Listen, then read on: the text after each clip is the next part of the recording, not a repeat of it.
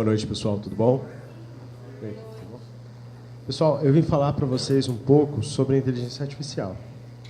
O tema que eu escolhi foi os robôs e o futuro do trabalho.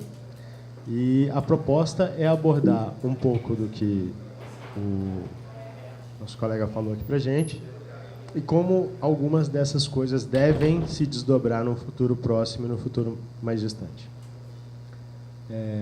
Basicamente, a gente tem uma noção sobre inteligência artificial calcada em cima de um discurso padrão que você vai encontrar em qualquer livro sobre inteligência artificial. Qualquer livro que você pegar da prateleira de uma livraria, hoje, vai falar sobre as maravilhas e o futuro de um mundo com muita inteligência artificial. E isso remonta a algum tempo já. Então, a gente tem a construção desse discurso, dessa narrativa, já de algum tempo. Essa história ela começou já ao... Só para eu saber aqui, quantos de vocês têm mais de 30 anos? Levanta a mão, por favor. Mais de 40?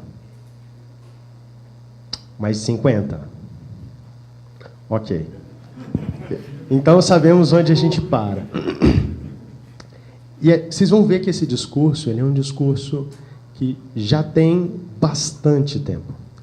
E a definição da inteligência artificial dentro desse discurso é uma maquininha que tem um cérebro e pensa exatamente como a gente.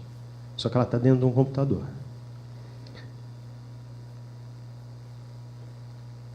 Eu vou falar um pouquinho também sobre as eras da história humana, como as coisas foram acontecendo ao longo do tempo, para a gente tentar fazer um pouco de futurismo sobre como será os próximos anos.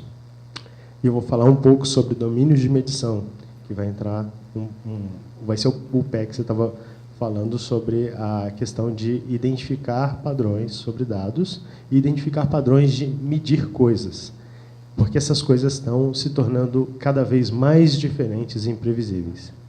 E como que a inteligência artificial de verdade pode ajudar a gente nisso? E, por último, eu vou falar da era da cognição, que é uma forma tecnológica de falar sobre a era do conhecimento, que nós estamos entrando agora. Bem, algum de vocês já viu esse filme aqui? Metrópolis? Sério? Ó, muito bom. Algum de vocês, tirando ela, sabe de quando é esse filme? Notem que tem um Blu-ray ali em cima. Então, isso deve entregar uma parte da idade dele. Algum palpite? 2004. Mais alguém? Vou pedir 5. Oh, excelente. Mais alguém? 2002. Esse filme, 95. Oh, alguém dá menos? 40. Será que ele acertou? Ó. Esse filme fala sobre uma era onde um capitalismo estilo Marx dominava e você tinha uma sociedade de castas. E essa sociedade, ela basicamente tinha alguns estratos. E os estratos mais altos desenvolveram tecnologias para interagir com os estratos mais baixos, porque ninguém gosta de ralé, né? Então, aí o que aconteceu? Esse filme é de 1927. Isso. Então, vocês podem notar que esse filme trata de uma realidade que, na época, era muito avançada e já trazia a ideia de um robô que pensava igual a um ser humano, interagia com o ser humano, falava como um ser humano, se comportava como um ser humano e pensava como um ser humano. O próximo filme que eu trouxe para vocês, mais recente um pouco, da década de 90, é o Exterminador do Futuro. Alguém lembra da história desse filme? Esse robô voltava no passado e ele era o primeiro robô da época dele, porque ele era um robô revestido de carne, e ele queria matar o cara que criou ele mesmo. Na realidade, o cara que ia liderar a revolução contra esses robôs. Depois disso, nós tivemos uma era um pouco mais avançada, na década de 90 ainda, mas no final dela, quase na década de 2000, onde a gente falava sobre os algoritmos que pensavam como seres humanos. Então eram programas, não eram mais robôs que queriam destruir a humanidade. Agora são só softwares. E esses algoritmos, eles tinham personalizações. Essas personalizações eram tais que no final da história a gente viu que desses algoritmos resolveu dominar a própria raça das máquinas. Isso, o Sr. Smith resolveu virar um vírus. E aí, depois disso, nós tivemos o célebre, que é o IA. Então, 2 anos depois, a gente lançou o filme que falaria sobre o menininho, o Harry Joe Osment lá, que não sabia se ele era nada, na realidade. Ele não sabia se ele era humano, se ele era robô, se ele falava com fadas. E aí foi cunhado o termo inteligência artificial mercadológico que nós conhecemos hoje. Então, esses filmes, vocês podem notar que todos eles têm uma coisa em comum. Eles buscam personalizar um algoritmo, uma máquina, um robô, algo que a gente não conhece, não sabe como funciona, mas que, de fato, vai tentar matar a gente em algum momento. E eu não gosto muito desse conceito, porque esse conceito ele traz a ideia de que existe a possibilidade de que um robô, de que um software, ou de que alguma coisa desse tipo consiga ser igual a nós, pensar igual a nós pensamos. E isso carrega, na realidade, um conceito um pouco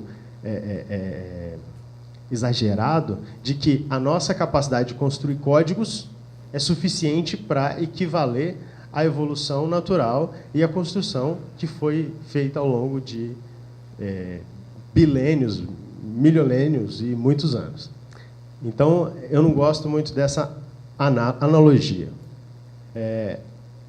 Mas, assim, o que é, de fato, o resultado desse termo mercadológico?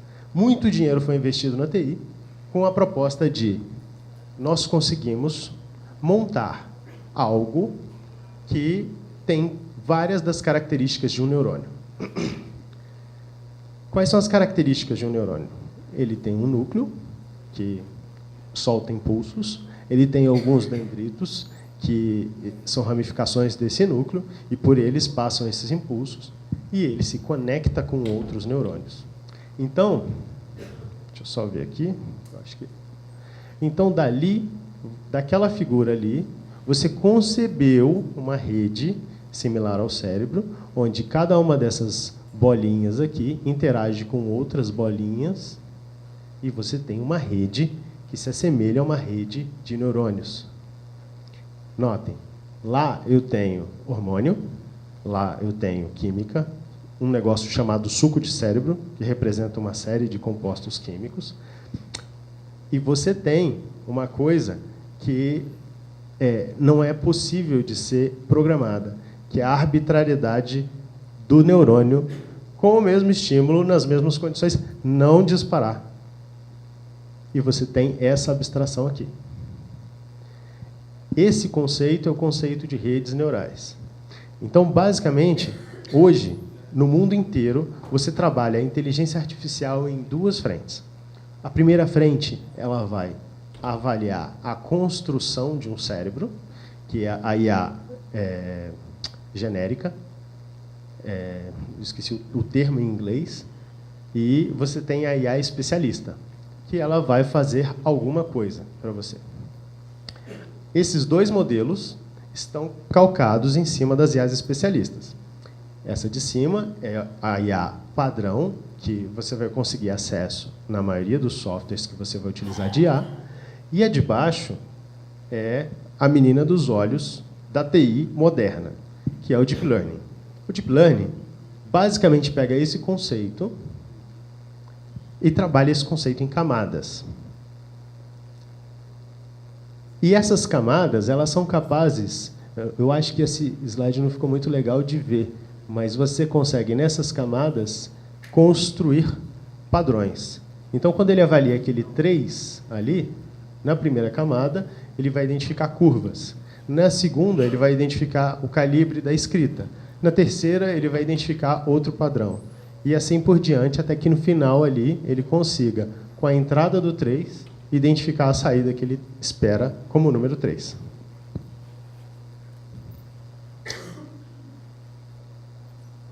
Quando o neurônio ele é criado, ele vai perder uma série de informações. Por exemplo, aqui eu tenho a representação computacional do neurônio, e ali em cima eu tenho ele de verdade. Além disso, eu ainda tenho alguns tipos diferentes de neurônios. Você não tem só um modelo de neurônio no seu cérebro. Você tem vários, e combinações desses vários tipos vão formar as redes neurais fisiológicas. Então, quando você abstrai um modelo neuronal daqui para essa representação, que é a representação computacional, o que você está fazendo é uma perda muito grande do potencial que a rede neural tem de verdade. Por isso, é importante que a gente entenda que esse discurso ele é um pouco exagerado. Esse discurso de construir um robô, ele ignora algumas coisas. Tá, e o que diabos esse negócio de rede neural faz? Né? Porque, para que essa merda serve? Basicamente, isso aqui representa um neurônio para você. Quando você tem um conjunto de entradas, você vai ter, como resultado, uma função que vai gerar uma saída ou não vai gerar uma saída, dependendo das entradas. Isso tem tudo a ver com aquilo que o Alan estava falando. Quando você tem uma quantidade muito grande de dados, você pode jogar todos eles aqui e treinar esse neurônio para responder a um conjunto específico de dados. Por exemplo, se você quer construir um KPI que te indica quando que a tua empresa está operando no vermelho, você pode alimentar essas entradas com vários cenários de você operando no vermelho e falar para ele que na saída está ou não está no vermelho.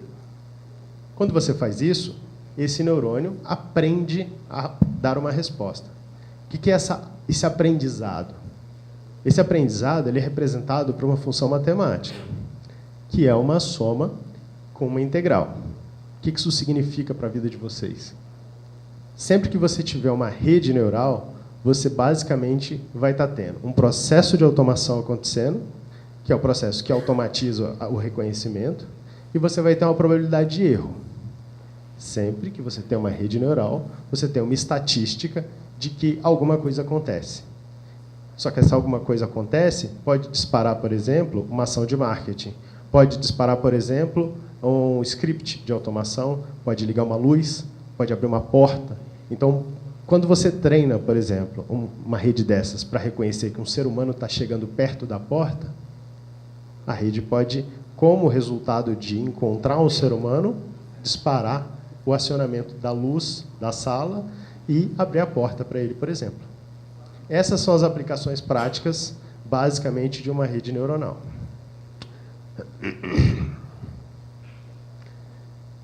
Isso aqui é um modelo da Microsoft de como foi acontecendo a evolução da IA. Então, você pode ver que lá no comecinho a gente está falando mais ou menos daquele mesmo ano, de 1927, que foi quando se começou a falar nisso. E lá de trás se começou um processo de construção dessas redes para se perceber que, no final das contas, essa abstração absurda ia gerar uma função matemática. É uma função matemática que a gente poderia ter calculado há muito tempo com um algoritmo de cálculo de função matemática. Então, a IA não é uma coisa absurdamente radical.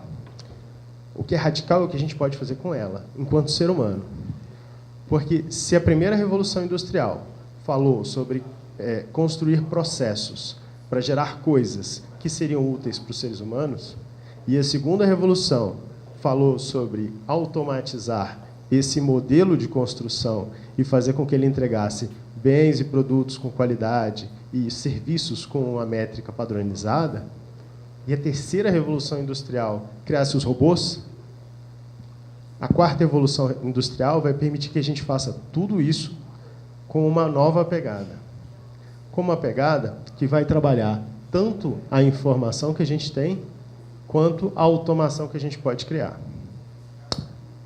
A gente está vivendo hoje num período de transição entre a era da informação e a época da automação. Qual a diferença de era e de época? A era é um conceito mais histórico, porque a era da informação está transitando para a era do conhecimento. Então, as pessoas estão buscando cada vez mais sair de um universo cheio de informação, onde a informação é excessiva, para um universo onde o conhecimento dá valor para aquela informação. E agora eu quero perguntar para vocês, alguém hoje está satisfeito com a forma como o nosso conhecimento está dando valor para a nossa informação? Tipo, vocês conseguem achar tudo aquilo que vocês procuram no Google? O Google, ele tem tudo isso que eu falei. Ele tem mecanismo de IA, mecanismo de classificação, mecanismo de análise de dados, mecanismo de hashtag, e ele traz para você aquilo que você não está buscando. Às vezes, você vai procurar uma agulha no palheiro, mas, na realidade, você acaba encontrando um alfinete. E o que você queria mesmo era um bastãozinho. Então, hoje, o que a gente vai construir daqui para frente é a capacidade que a gente tem de encontrar aquilo que a gente quer. E aí eu entro numa das últimas coisas que eu tenho para falar com vocês, que são os domínios de medição. Uma régua, ela é boa ou ruim? Boa. Para quê? Se você estiver medindo, por exemplo, uma escala atômica, a régua vai te ajudar? Se você estiver medindo o tamanho de 700 ares condicionados, a régua vai te ajudar? Então, para que serve alguma coisa? Se não para atender aquilo que a gente tem interesse. Principalmente quando a gente está falando de medida. Uma coisa que o Alan falou que é muito importante é medir os nossos dados. Como é que a gente vai fazer isso sem o elemento que proporciona essa medição adequada? Como é que a gente vai medir uma quantidade de dados, de informação, sem saber onde aquela medição funciona? Porque aí nada mais é do que uma medição estatística com uma chance de erro previsível e que funciona para fazer uma automação de um processo. Um grampeador, ele é bom ou ruim? Um grampeador ele vai te permitir grampear folhas. Então, ele é diferente da régua. Ele não vai te ajudar a medir, ele vai te ajudar a executar uma ação.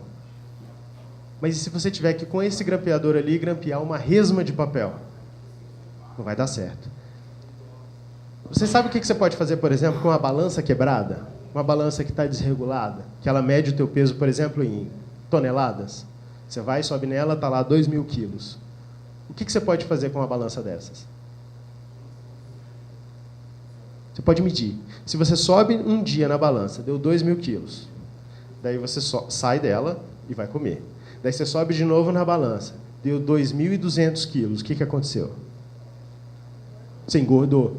Então, qualquer instrumento de medição, ele é possível de ser utilizado para medir alguma coisa. Até a régua para medir os ares condicionados. Basta que você encontre um modelo onde aquele instrumento de medição seja eficiente.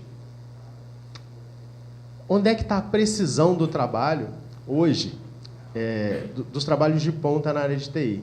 Eu não sei se vocês todos são da área, têm algum contato com a área, ou se são da área de marketing e têm contato com a área de TI em algum momento, mas hoje nós temos alguns modelos de medição similares a esses da balança quebrada.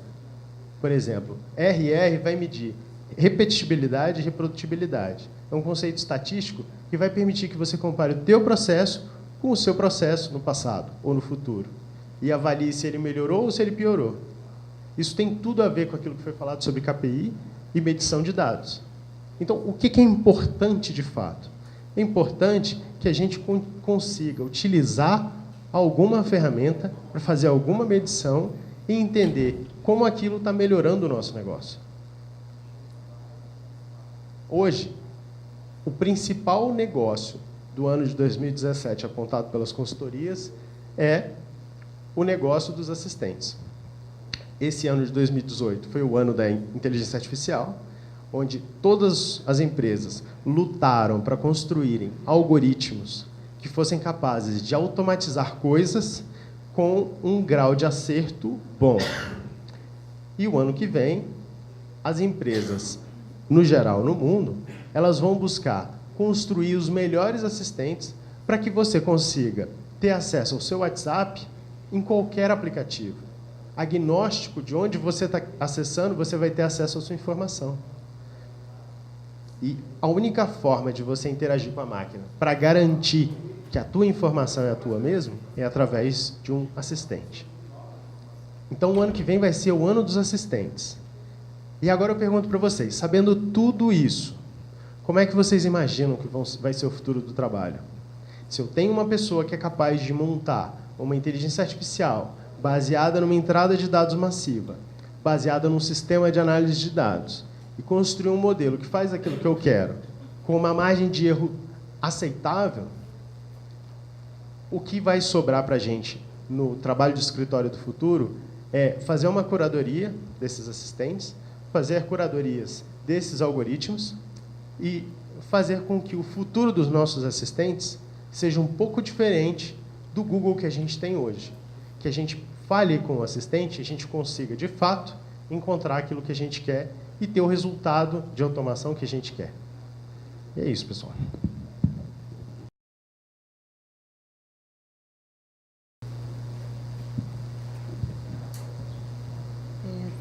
Obrigada. No caso, a minha pergunta é a seguinte, porque eu, como profissional trabalhando na minha área, eu consigo ver a automatização de trabalhos braçais. Agora, inclusive, é um dos grandes desafios que eu estou tentando fazer dentro do meu negócio, é você automatizar um trabalho que é estritamente intelectual.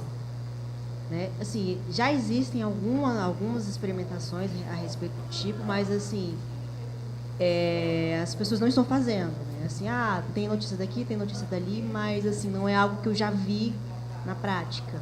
Né? Você tem algum caso, alguma coisa que você conheça nesse sentido de você ver a automatização de um trabalho estritamente intelectual e que isso deu certo?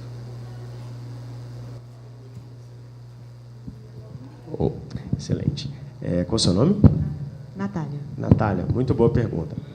Uma coisa que eu tenho me deparado muito recentemente, porque você tem muita tecnologia acontecendo e ninguém sabe, porra nenhuma do que está rolando.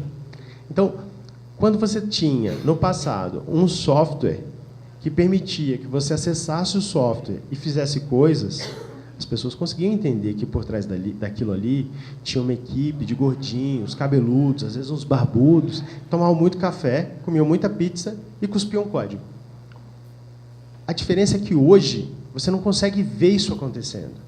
Porque quando você fala de um algoritmo de inteligência artificial, pode ser um menino de 13 anos construindo um software de automação baseado numa massa de dados de 1 bilhão de fotos para identificar uma mulher sentada digitando no notebook. Isso pode ser a automação que ele está criando. A resposta que eu tenho para te dar hoje é que cada vez mais vai ser necessário um conjunto de humanos fazendo uma curadoria sobre o que funciona, sobre o que não funciona, integrando isso com sistemas de coleta de dados e fazendo um caminho onde o usuário possa acessar isso. Tudo. Não adianta, não meramente basta que você construa uma automação e entregue. Porque isso é a mesma coisa que você construir uma informação e entregar. E aí você tem um site superpopulado de conteúdo que às vezes as pessoas não acessam ou que não traz um valor de fato. O valor vai estar cada vez mais na curadoria daquilo que funciona para aquelas pessoas que precisam do que funciona. Porque os domínios de medição que você está buscando aí, na realidade, são domínios que medem se a pessoa atingiu o resultado dela. Porque a régua serve para atender o cara que está medindo. O grampeador serve para você grampear o seu papel. E não o contrário. O que a gente vai ver daqui para frente é a inversão desse conjunto de ideias, desse conjunto de comportamentos humanos. Então, assim, um case que funciona em relação à construção de conteúdo, eu estava até conversando com o Danilo, né? Qual é o nome da empresa? Yupi. Daí, tu dá uma olhada qual é o nome da solução? Não, o concorrente. Many Content. Ele é um gerador de conteúdo automático que faz isso aí que você está me perguntando. Então, na realidade, o que acontece? Você precisa de um modelo de análise de dados sólido que consiga receber uma quantidade, uma carga de dados brutal e analisar eles. Só que isso não é possível sozinho. Você vai ter que ter um modelo normal, razoável, com humanos fazendo essa calibragem. Calibrou, automatiza. Automatizou, integra e faz uma cadeia de valor.